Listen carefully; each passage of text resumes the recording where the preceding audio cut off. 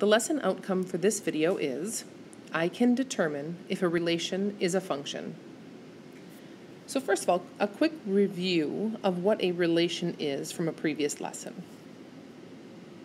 A relation is simply a set of ordered pairs.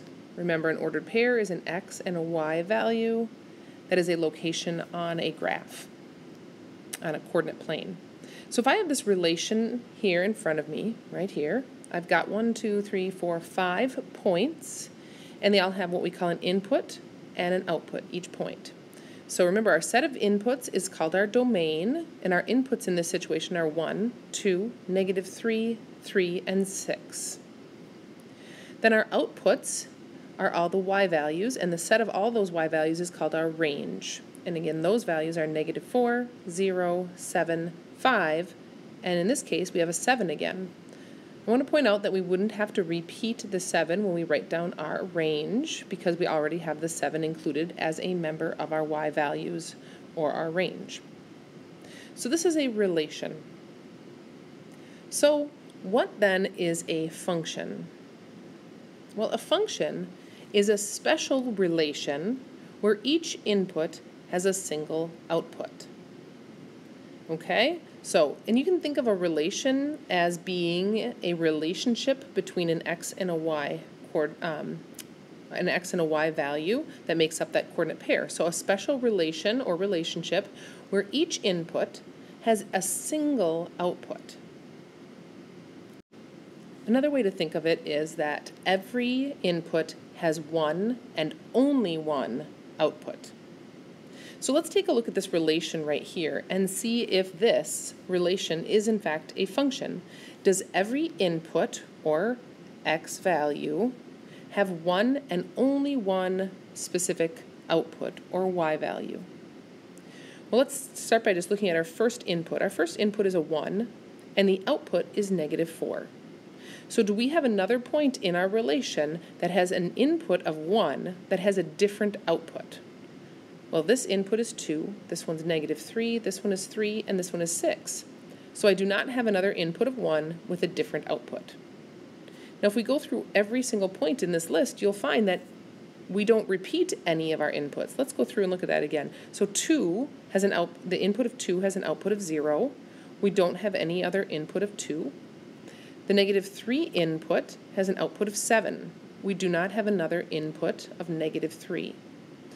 Then we have a 3 as an input with an output of 5, and then we have a 6 input with an output of 7. So there is a situation where every input has one and only one output, because in this case, every input was only listed once. Now I could change this relation really quickly and add another coordinate pair that would turn this into something that is not a function.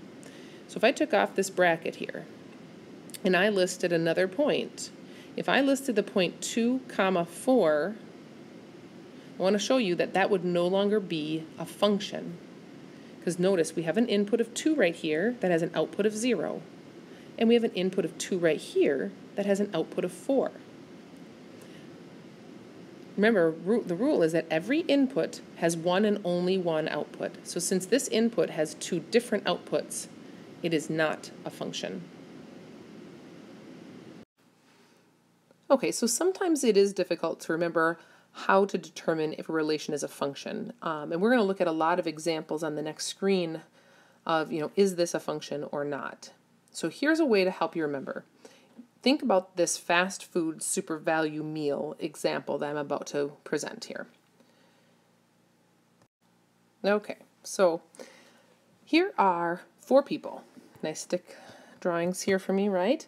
Here are 4 people that went through a drive-through window at this fast food restaurant, and it's what they ordered, what meal number they ordered, and how much they were charged.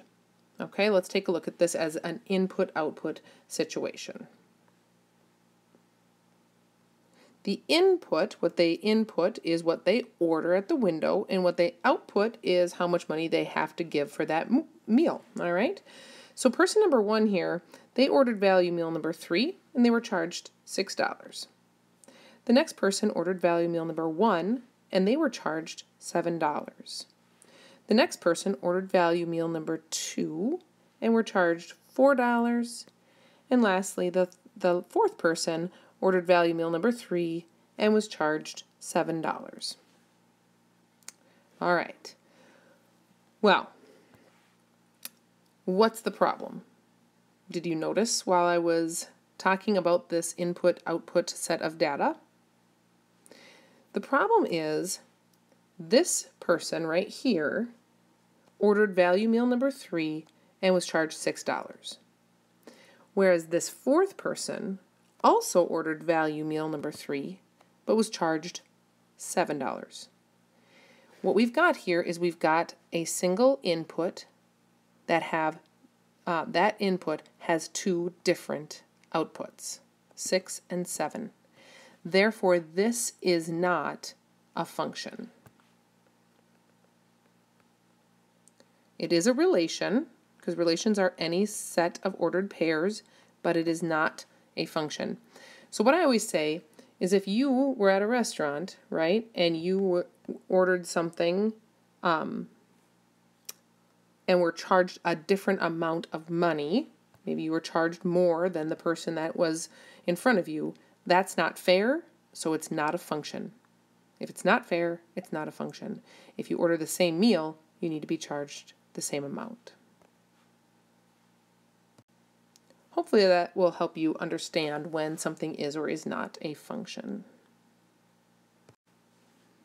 Okay, so on the next screen we're going to look at a bunch of different data sets and we're going to determine whether they are functions or not. But before we do that, I want to talk about how data can be presented in so many different ways. So here are the 4 ways you're going to see. First of all, a list. And a list is exactly what you see up here, a list of our data points. So that is that. Second, you might see a table representing data, and you might see a table as a vertical table or a horizontal table. So always pay attention to what you see. So a vertical table would be a list of our x's and our y's, our inputs and our outputs. Again, inputting the value for x and outputting the value for y, just like our ordered pairs, x, y, like that. So we've got 1, -4, 2, 0, -3, 7, 3, 5, and 6, 7. So again, that's just the data right here listed in a vertical table. You also could see a horizontal table where your x's are in the top and your y's are in the bottom. So now we've got that same data set, 1 for x, -4 for y, and 2, 0, -3, 7, 3, 5, and 6, 7. Next, you might see what's called a mapping. And a mapping uses ovals, typically like this. And your inputs are listed on the left-hand side. So we could have, and usually they're going to be in, like, this is where I was talking earlier about numerical order from smallest to greatest. They don't have to be, but I'm going to list it. -3, what I found is my smallest x value is -3. And then we've got 1, 2, 3, and 6. So 1, 2, 3, and 6. And our outputs, our smallest is -4, and then we have 0, 5, and 7. I also discussed this earlier. Notice this only has 4 values in this oval because we had -4, 0, 5, and then 7 was listed twice. We do not list 7 twice in our oval. So although there are 5 input values, there are only 4 output values, and that is okay. So now the mapping goes like this. We are going to draw an arrow from each matching, or from each input to its matching output.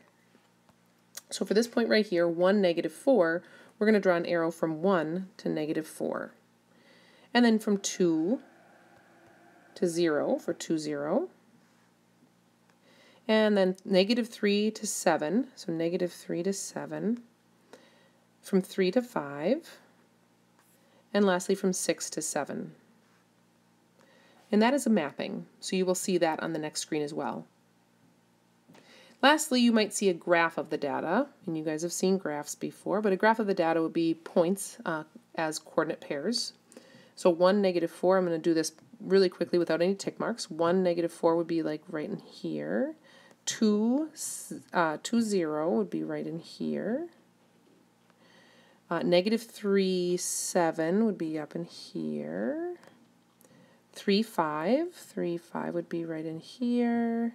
And lastly, 6.7 would be right in here,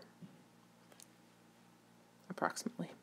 So those are different ways we can represent data.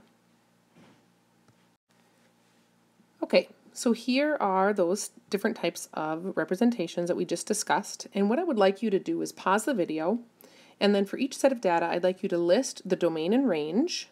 Again, the domain is our X values, our inputs, and our range is our Y values, our outputs. And then I'd like you to secondly determine if the relation is a function for each of these. Once you've done that, go ahead and check back to see how you did.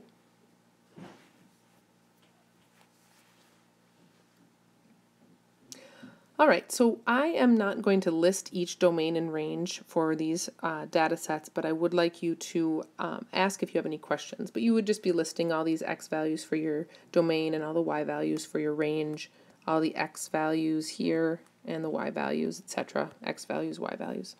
So let me know if you have questions on those. Okay, so let's go through if each of these are a function or not.